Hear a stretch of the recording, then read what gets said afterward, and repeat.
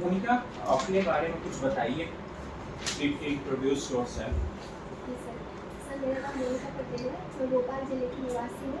मैंने मेरी जो हाई स्कूल और हाई सेकेंडरी है वो elite higher secondary school Bhopal से कंप्लीट की है।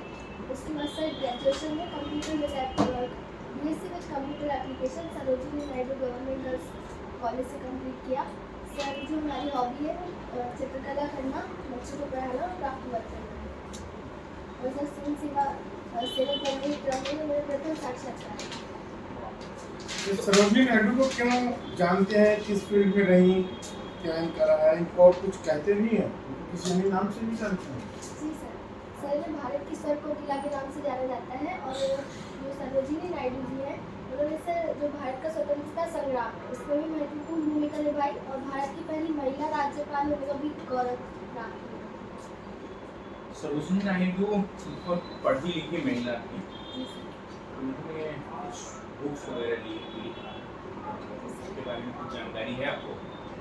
क्या लिखा सर है? उन्होंने एक ब्रोकन विंग्स लिखी है और गोल्डन थ्रेशोल्ड उनकी प्रमुख रचना है। कभी पढ़ा भी है? सर पढ़ा है। पढ़ा नहीं। आपकी अभिरुचि चित्रकला थीम आधारित है ना, जी सर। और पढ़ाना में है। जी सर। चित्रकला कुछ भारत के जो प्रमुख चित्रकला में जिनके ख्याति लोग हैं वो कौन कौन से लोग हैं? सर यदि शुरुआत से देखें तो सर जो भारत में चित्रकला के जनक माने जाते हैं वो राजा रवि वर्मा जी हैं। सर उसके बाद जनक हैं वो? जी सर, भारत में चित्रकला के जनक के रूप से जाना जाता उनका टाइम पीरियड क्या है? है। सर टाइम पीरियड तो उसके बारे में सर जानकारी नहीं है, लेकिन उन्हें भारत में चित्रकला का जनक बोला जाता है। ऐसा क्यों बोला जाता है कि वो भारतीय चित्रकला के जनक हैं, जबकि राजा रवि वर्मा, मुझे लगता है कि उनका टाइम पीरियड 8th-9th सेंचुरी के आसपास होगा, जबकि चित्रकला की विधा तो बहुत प्राचीन है। सर जो चित्रकला में जो रंगों का प्रयोग है उन्होंने हर रंग के आयाम और उनकी जो चित्रकला है उसमें हर आयाम उन्होंने कवर किया।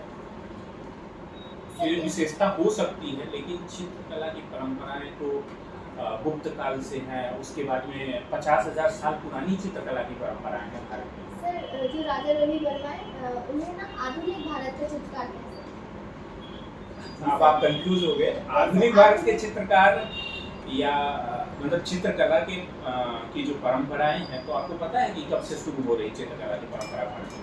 सर भारत में तो सिंधु घाटी की सभ्यता में भी चित्रकला के अवशेष देखते कहाँ से? हैं। सर उसमें जो उन्होंने बर्तन में जो उन्होंने चित्रकारी की थी। में भारत में चित्रकला की परंपरा कहाँ से दिखाई पड़ती है, कहाँ? सर शुरुआत उन्होंने चित्रकला की। सर जैसे अगर भीमबेटका की गुफाएं देखें तो सर उनमें भी चित्रकला है। सर अजंता एलोरा की जो गुफाएं थी उनमें भी वो चित्रकला मतलब की 50,000 साल पुरानी चित्रकला की परंपरा है। जी सर। और उसमें भी विविध रंगों का प्रयोग हुआ ही है चित्रकला में, है ना? तो वो एक तो ये है। उसके बाद में भी चित्रकला गुप्त काल में आपको दिखाई पड़ती है, तो इस तरीके से ये नहीं कहा जा सकता है कि सर आधुनिक भारत की चित्रकार के रूप में हमने उनको ऐसे पढ़ा था तो हमने वैसे आधुनिक भारत की चित्रकला क्या राजा रवि वर्मा के चित्रकला में की क्या विशेषताएं हैं? कुछ विशिष्टताएं आपने किया देखा है कभी पिक्चर्स को? सर पिक्चर देखी थी उनकी कुछ पेंटिंग जो थी एब्स्ट्रैक्ट आर्ट की फॉर्म में थी। मतलब उनमें गहराई से देखना पड़ता था कि चित्र में क्या प्रदर्शित किया गया है। सर कुछ पेंटिंग ऐसी थी जिसमें जो रंग होते हैं डार्क रंग, सर उनका उपयोग किया गया था। सर कई बार उनके चित्रों में ग्रामीण भारत को भी दिखाया गया है। कुछ सर उन्होंने ऐसे भी चित्र बनाए जो भारतीय कला को जो धर्म उनके जीवन पे आधारित एक फिल्म भी बनी थी, पता है? रंग रसिया देखा सुना नहीं? रंग रसिया, हाँ? हम देख लेंगे सर। रंग रसिया, ठीक है। मकबूल के चित्रों को देखा है कभी ध्यान से? सर मकबूल फिदा हुसैन, जी सर। मकबूल फिदा हुसैन के चित्रों की क्या विशिष्टताएं हैं? क्यों मतलब एक सार्वभौमिक सार्वकालिक चित्रकार के रूप में प्रतिष्ठित है?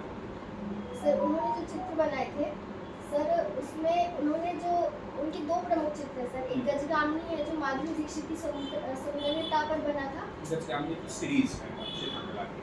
सर एक मीनाक्षी चित्रकला जो चित्र किया था उन्होंने वो बहुत फेमस हुआ था। जो तब्बू है फिल्म अभिनेत्री उनके बारे में उनकी सुंदरता को प्रसिद्ध था।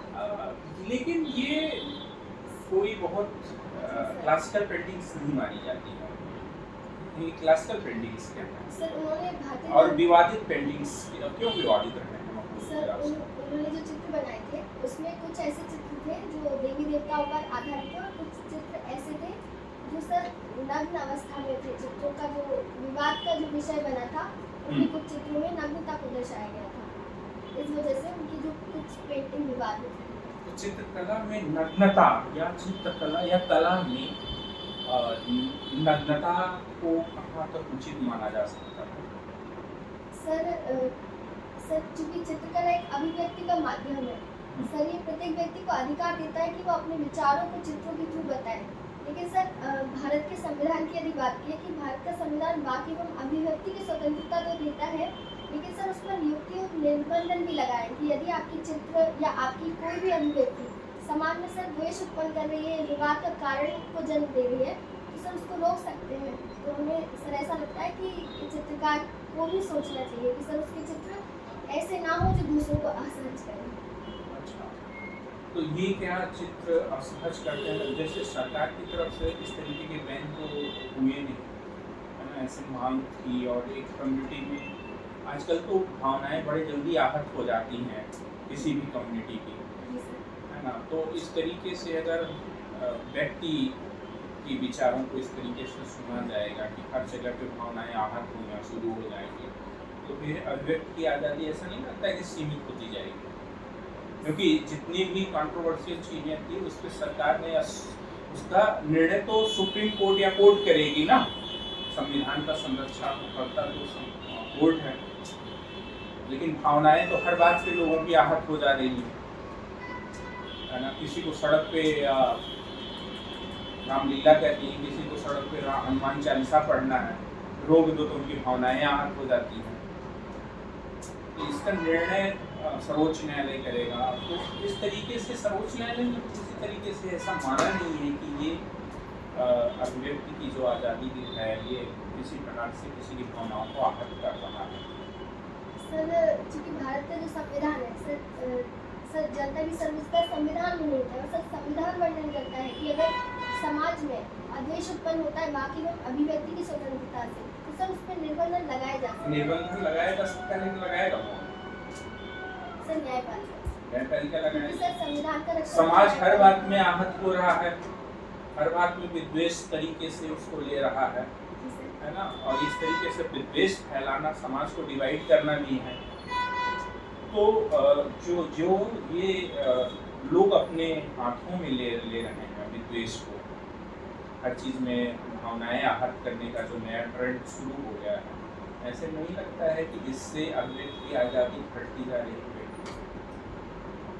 सर हमें लगता है कि सर अभिव्यक्ति की स्वतंत्रता से यदि एक समाज का एक बड़ा वर्ग सर यदि उसको आज सर चूंकि शांति व्यवस्था बनाए रखने के लिए ये आवश्यक है कि समाज में सामाजिक सद्भाव रहे, लेकिन सर कई बार ऐसा होता है। ऐसा नहीं लगता है कि पॉलिटिकली मोटिवेटेड है अभिव्यक्ति की आज़ादी और भावनाओं का आहत होना भी पॉलिटिकली मोटिवेटेड है?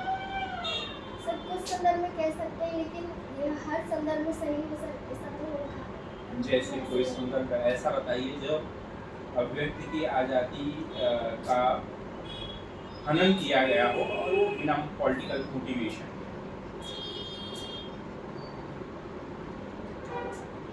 यहाँ पे पॉलिटिक्स नहीं इन्वॉल्व रही हो और वाकई आहत किया गया हो, जिसपे कोर्ट ने संज्ञान लिया हो। ऐसा कोई उदाहरण अगर आपको याद आए तो बताइए। जिस न्यायालय संज्ञान ले रही हो, संसद संज्ञान ले रहा हो, उसमें पॉलिटिक्स इन्वॉल्व है। सर जैसे जनहित याचिका में जो जनहित याचिका जो लगाई जाती है सर, उसमें जो याचिका करता है सर, वो कई बार ऐसे होते हैं जो जेल में बंद लोग हैं सर, जो पीड़ित हैं सर, उसमें तो पॉलिटिकल इन्वॉल्वमेंट कहीं नहीं देखने को वहाँ पे जो जेल में बंद है वो अभिव्यक्ति आज़ादी से कैसे सर कुछ कारणोंवश जिन्होंने सर सरकार की आलोचना की हो या सरकार से असहमति दिखाई हो, तो सर कुछ लोग याचिका लगाते हैं कि ये हमारी अभिव्यक्ति की स्वतंत्रता का हनन है। सर तो उसमें न्यायपालिका संज्ञान लेती है। जैसे कि अभी तो ऐसे याद नहीं आ रहा, क्लियर नहीं, अभी उतने अच्छे से नहीं पता। ठीक, आपने ग्रेजुएशन किया है, किस विषय से किया है graduation? Sir BSc with computer application. Computer applications में किया है। कंप्यूटर के अभी क्या अनुप्रयोग हैं महिला सशक्तिकरण में? कंप्यूटर की क्या भूमिका हो सकती है? सर कंप्यूटर सशक्तिकरण में कंप्यूटर की भूमिका सर जैसे ई गवर्नेंस है वर्तमान में जो स्मार्ट प्रशासन की ओर आगे बढ़ रहा है, तो सर ई गवर्नेंस के तहत ही कई सारे ऐप्स हैं या सर कंप्यूटर सर ऐसे प्रोग्राम हैं जो महिलाओं के लिए काम कर रहे हैं। सर जैसे आरोग्य सेतु भी है सर, जो कोविड के टाइम बना था, ये कहीं ना कहीं महिलाओं के स्वास्थ्य को भी केंद्रित था, हालांकि पूरे स्वास्थ्य को केंद्रित था लेकिन सर महिलाओं के स्वास्थ्य को भी केंद्रित था। सर तो ऑनलाइन ऐसे तो हर चीज जब आप किसी ह्यूमन बींग्स के लिए बनाओगे कोई भी चीज तो महिलाएं इंक्लूड हो जाएंगी। ह्यूमन बींग होने में यही तो असल की लड़ाई तो यही है कि महिला को ह्यूमन बींग पहले बनाया जाए ना। अगर ह्यूमन बींग है तो सशक्तिकरण के सवाल ही खत्म हो जाएंगे। सर एमपी ऑनलाइन है, एमपी ऑनलाइन भी सबके लिए ही है। महिलाओं के लिए क्या? सर जैसे वित्तीय समावेशन के लिए सर वित्तीय समावेशन भी सबके लिए है। सर लेकिन महिलाओं का भी सशक्तिकरण हुआ है। महिलाओं के लिए तो सबके लिए हो गया, तो महिलाएं इंक्लूडेड हो जाएंगी। जी sir. Exclusively for women.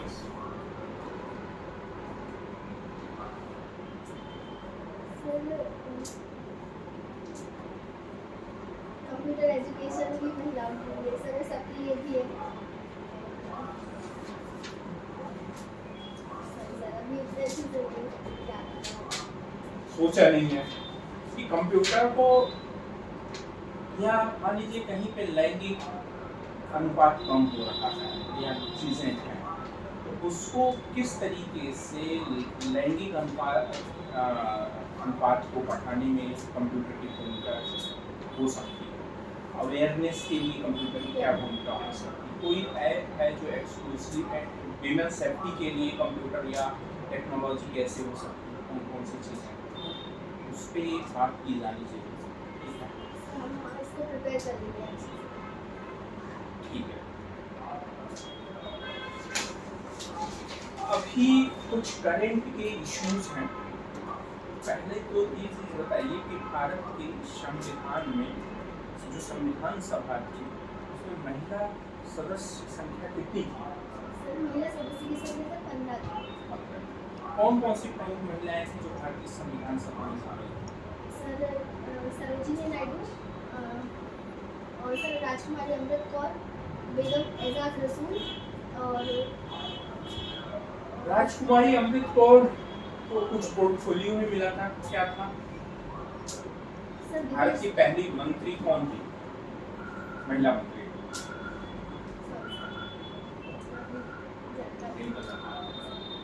Amrit Kaur के बारे में नहीं सुना। सर उन्होंने विदेश में भारत का प्रतिनिधित्व भी किया था और सर स्वास्थ्य मंत्री प्रथम स्वास्थ्य। कौन कौन से आर्टिकल महिलाओं के सशक्तिकरण के लिए, क्या संवैधानिक प्रावधान क्या है महिला सशक्तिकरण के? सर सबसे पहले मौलिक अधिकार की बात करें तो सर जो आर्टिकल 14 है विधि के समक्ष समता और विधि के समान संरक्षण, आर्टिकल 15 है सर जन्म लिंग स्थान मूल स्थान के आधार पर किसी प्रकार का विवेक नहीं होगा। सर आर्टिकल 16 है सर जो लोक नियोजन में अवसर की समानता देता है। उसके बाद सर जो नीति निर्देशक तत्व है सर उसमें आर्टिकल 42 प्रसूति के समय की जो सहायता है वो, और सर उसके बाद सर जो पंचायती राज में आर्टिकल 243 है जिसमें सर महिलाओं की 33% आरक्षण की व्यवस्था की। 243 के किस क्लॉज में महिला आरक्षण की बात की है? मध्य प्रदेश में कितना प्रतिशत महिला आरक्षण है? सर महिलाओं के लिए मध्य प्रदेश में 50% आरक्षण है। मध्य प्रदेश में महिलाओं के लिए सर ये स्वैच्छिक प्रावधान है, राज्य सरकार पर निर्भर करता है कि वो चाहे तो 33% से बढ़ाकर उसे 50% या उससे अधिक कर सकती है। बाहर मध्य प्रदेश में पंचायती राज कब लागू हुआ? सर मध्य प्रदेश में पंचायती जो राज है वो सर पूरी तरह से सर हम श्योर नहीं है, 1 जून 1993 में। श्योर नहीं। पंचायती राज दिवस कब मनाया जाता है? सर पंचायती राज दिवस 24 अप्रैल 24 अप्रैल को मनाया जाता है। आज क्या है? पंचायती राज दिवस। ठीक है। महिलाओं के सशक्तिकरण, पंचायती राज में एक तो दे दिया गया रिजर्वेशन, लेकिन महिलाओं का जो अपेक्षित सशक्तिकरण नहीं हो पाया, उसके पीछे क्या कारण है, क्या सफलता और क्या विफलता है? सर जैसे पंचायती राज की बात करें तो सर उसमें जो एक सरपंच पद की अवधारणा देखी जाती है कि सर चूंकि निर्वाचित होती है सरपंच उप सरपंच के पद पर, लेकिन सर उनको उनको उतनी सर शक्तियाँ नहीं दी जाती, उनके बिहाफ पे काम उनके पति या उनके सर और बड़े ससुर इस प्रकार से काम करते हैं। सर कई बार उनको आर्थिक रूप से सशक्त नहीं किया जाता, जिससे वो अपने निर्णय लेने में स्वतंत्र नहीं होते। सर वित्तीय रूप से निर्भरता भी उनका एक सशक्तिकरण की मार्ग में एक बाधा है। सर चूंकि वित्तीय और आर्थिक रूप से किसी अन्य पर निर्भर होंगे तो उनके निर्णय कहीं ना कहीं किसी और के द्वारा संचालित होंगे। सर और ये लगता है कि जो राजनीति में उनकी भूमिका कम है, सर उसके पीछे भी कारण कई सारे हैं कि सर राजनीतिक दलों की उदासीनता भी है। सर जैसे कि महिला आरक्षण विधेयक 2008 सर आज तक में पारित नहीं हुआ, तो सर कुछ ऐसे यही कारण है जो महिलाओं के सर सशक्तिकरण में बाधा उत्पन्न करते हैं। और कई सर सामाजिक मानकों को भी हम मानते हैं कि वो सशक्तिकरण में बाधक है। जैसे कई बार सर स्वतंत्रता ही नहीं होती उनको उनके डिसीजन लेने के लिए, और कुछ कारण सर व्यक्तिगत भी माने जाते हैं महिलाओं के कि उनकी रुचि नहीं होती राजनीति की ओर, इसलिए वो सर वो पीछे इस क्षेत्र में आगे बढ़ने से। ठीक है। अभी महिलाओं के में घरेलू हिंसा एक प्रमुख समस्या रही है। आप एक एसडीएम के रूप में घरेलू हिंसा को कैसे रोकेंगे? सर घरेलू अगर हम एसडीएम होते हैं तो सर घरेलू हिंसा के लिए जो घरेलू हिंसा अधिनियम 2005 है, सर उसके तहत जो प्रावधान किए गए कि एक संरक्षण अधिकारी की नियुक्ति होगी, और सर जो 3 दिन में बचावकारी आदेश देने का जो प्रावधान है, सर उसको उनकी हेल्प करेंगे कि उन्हें वो जो आदेश है न्यायिक अधिकारी के द्वारा जो दिया जाएगा सर वो उन्हें मिले। और सर उसके लिए उसमें जो प्रावधान है कि चिकित्सीय परामर्श या संरक्षण देना, या फिर सर जो धारा 17-18 के तहत जो संरक्षण और निवास का अधिकार है, सर वो हम कोशिश करेंगे कि उन्हें तुरंत मिले। और सर इसके लिए दूरगामी प्रयास भी करने पड़ेंगे, सर महिलाओं को सशक्त कर कर और सर समाज में इसके प्रति अवेयरनेस फैलाकर कि सर महिलाओं के लिए अधिकार है, उनका किसी के द्वारा भी हमें नहीं किया जा सकता। कैसे फैलाएंगे अवेयरनेस? सर अवेयरनेस के लिए हम ये कि सर जो अधिनियम है उसको और सशक्त बना सकते हैं। सर उसके दोनों अधिनियम को एसडीएम के रूप में आप कैसे सशक्त बनाओगे? सर उसके जो कानून है उसकी जो क्रियान्वयन में कई बार देखा जाता है कि उतने कठोरता से पालन नहीं होता, क्योंकि इसके दुरुपयोग भी देखे जाते हैं। तो सर ये पूरी तरह से इसमें जो भी प्रावधान है उनका कठोरता से पालन करवाएंगे सुनिश्चित। सर जागरूकता के स्तर पर प्रयास करेंगे, महिलाओं को सर महिलाओं को महिला हिंसा अधिनियम में एसडीएम की कैसे भूमिका होगी उसको क्रियान्वयन में? सर उसके क्रियान्वयन में तो सर उसके जो प्रावधान है संरक्षण अधिकारी बचावकारी आदेश, यदि सर जो महिला है उसको उसके पति या और इन लॉज की साइड से यदि किसी भी प्रकार का सर खतरा है तो सर उसमें ये प्रावधान है कि उससे दूर रखा जाएगा। तो सर ये चीज़ें निगरानी के लिए भी एक बॉडी की आवश्यकता होगी, तो सर उस समय हम शायद भूमिका निभा सकते हैं।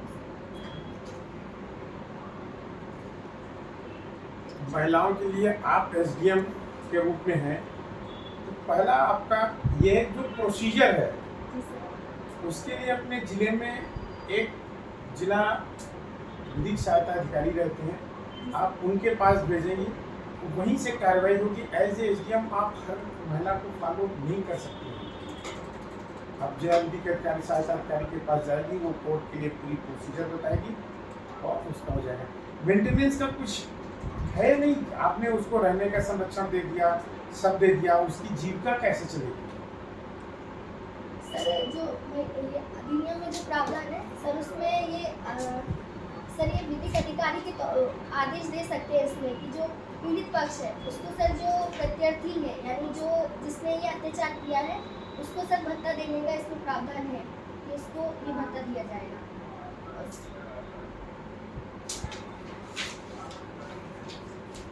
आप अपनी जो पठन पाठन का कार्य आपका पढ़ाने का करती हैं उसमें आप जो आपके पास नॉलेज है कंप्यूटर साइंस की उसका आप एप्लीकेशन कैसे करेंगे? अपनी शिक्षा में क्या कर दिया जाए कि बच्चों को इतने बड़े बड़े बैग न लेकर जाना हो और हर चीज़ डिजिटल हो जाए और कंप्यूटर से बच्चों का अच्छा विकास किया जाए शैक्षणिक रूप से मानसिक रूप से, तो उसके लिए कुछ आपका कंप्यूटर एप्लीकेशन आप उसमें कर सकती हैं?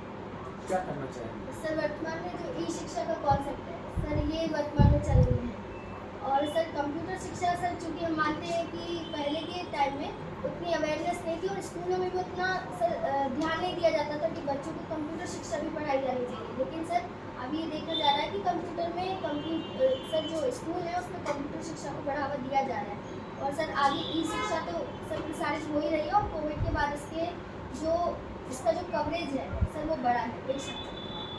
अभी मध्य प्रदेश सरकार की वन डिस्ट्रिक्ट वन प्रोडक्ट योजना चल रही है। भोपाल का कौन सा प्रोडक्ट है जो वन डिस्ट्रिक्ट वन प्रोडक्ट में सरकार द्वारा मान्यता मिली है? सर जो भोपाल में अमरूद का चयन किया गया है और जरी और जरदोजी की बनी। जरदोजी का काम कहाँ पे होता है? सर क्या खास बात है जरदोजी? जरी और जरदोजी का काम है सर ये बेगम जो भोपाल में जो बेगमों का शासनकाल था तब से सर इसकी शुरुआत हुई थी और वर्तमान में सर एक लघु एवं कुटीर उद्योग के रूप में संचालित होता है और सर इसकी विशेषता ये है कि इसमें जो काम होता है वो धातु के तारों से बनाया जाता है। इसमें जो भी कढ़ाई होती है धातु के तारों से, स्पेशली तांबे का। बेगम का शासन काल जो है वो कब से कब माना जाता है? कौन कौन से बेगम आती हैं? सर स्पष्ट रूप से जानकारी नहीं है लेकिन सर अनुमान लगा सकते हैं आप। जानकारी होनी चाहिए थी बेगम का शासन काल। सर 1826 से 1929 तक, थोड़ा सा आगे पीछे, थोड़ा सा मतलब पूरी तरह कौन कौन आती हैं? कौन कौन कवर करती हैं इस पीरियड में? सर जो भोपाल की पहली महिला जो बेगम थी वो सर फिरदौसिया बेगम थी जिन्हें गौहर महल के नाम से भी जाना जाता है। सर दूसरी सिकंदर बेगम थी, तीसरी सर शाहजहां बेगम थी, चौथी सर के सुल्तान और जिन्हें सुल्तान जहां बेगम के नाम से भी जाना जाता था, और सर पांचवी साजिदा सुल्तान है। अभी ओमकारेश्वर में प्रोजेक्ट चल रहा है, वो क्या है प्रोजेक्ट और उसका क्या लाभ होगा उस पूरे क्षेत्र? सर हमने पढ़ा था लेकिन थोड़ा सा भूल रहे हैं।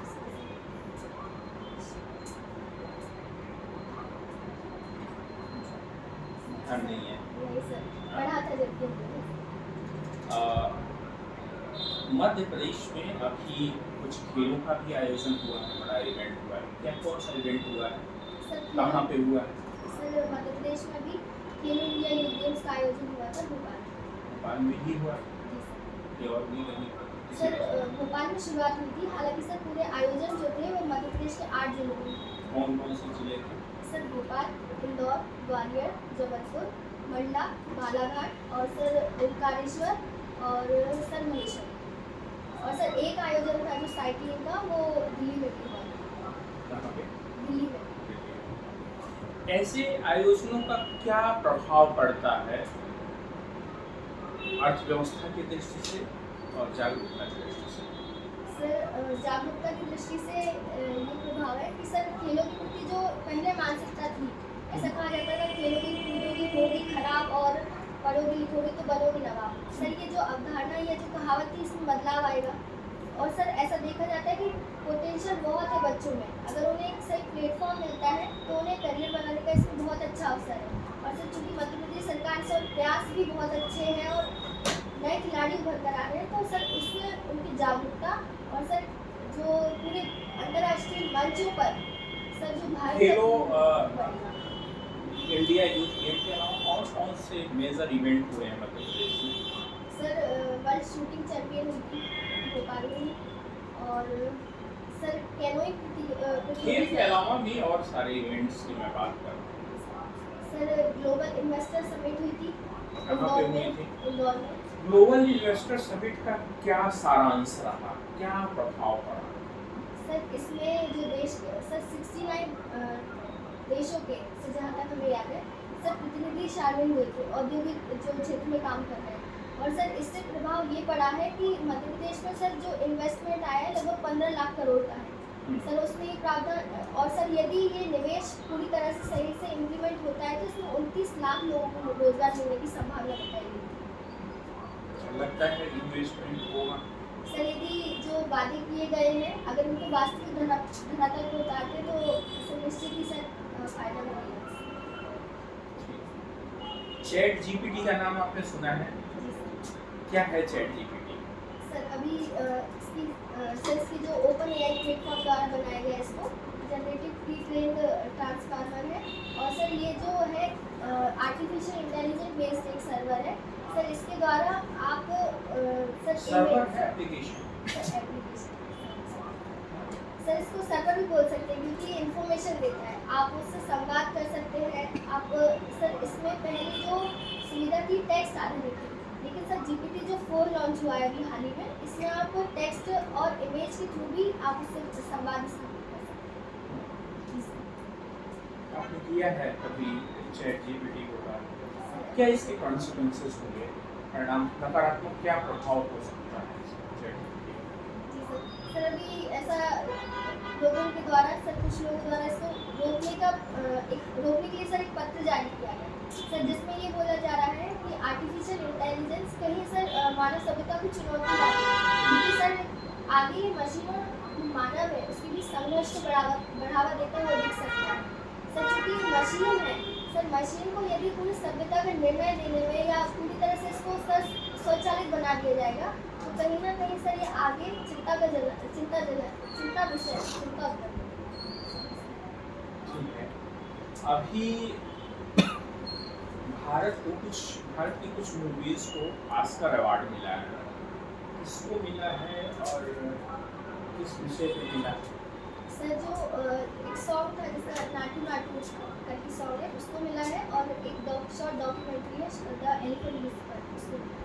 एलिफेंट विस्पर का कौन है डायरेक्टर? देखा है? नहीं देखा। केवल नाटू नाटू को क्यों मिला है, क्या खास बात है? किस फिल्म का गाना है नाटू? सर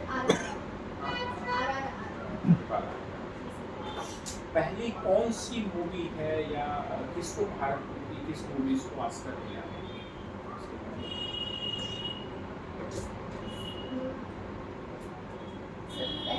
पहली तो महिला जरूर पता है सर, भानुमति या फिर कॉस्ट्यूम डिजाइन के लिए भानुमति भैया को मिला था, कब मिला था?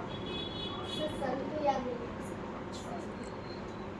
और सर और भी मिले हैं, लेकिन एक सर लगान में भी तो नहीं मिला है, लेकिन फर्स्ट है। लगान को कौन सा अवार्ड मिला? सर ऑस्कर के लिए नामित हुई थी सर, पूरी तरह से हम श्योर नहीं है सर। अच्छा, एक गाना भी है जिसको मिला था पहले, इससे पहले एक और गाने को मिला, जय हो का नाम सुना? कौन सी मूवी? जय हो मूवी नहीं देखती? नहीं देखती।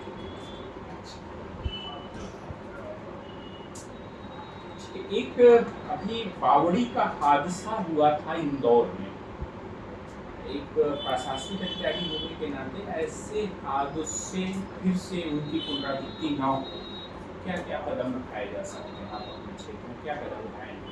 सर इंदौर की जो बावड़ी घटना हुई थी उससे सबक लेते हुए आगामी प्रयास ये किए जा सकते हैं कि सर जितनी भी बावड़ियाँ हैं सर उनका सर्वेक्षण किया जाना चाहिए कि कौन कितनी वर्ष पुरानी है सर, और उनकी विजिट की जानी चाहिए कि सर जो वास्तविकता है और जो सर जो डॉक्यूमेंटेशन में जो रजिस्टर है सर उसमें अंतर है कि नहीं।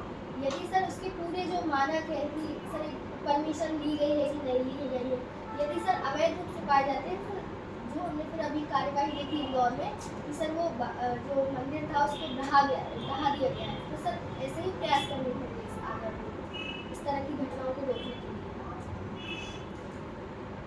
ठीक है, है।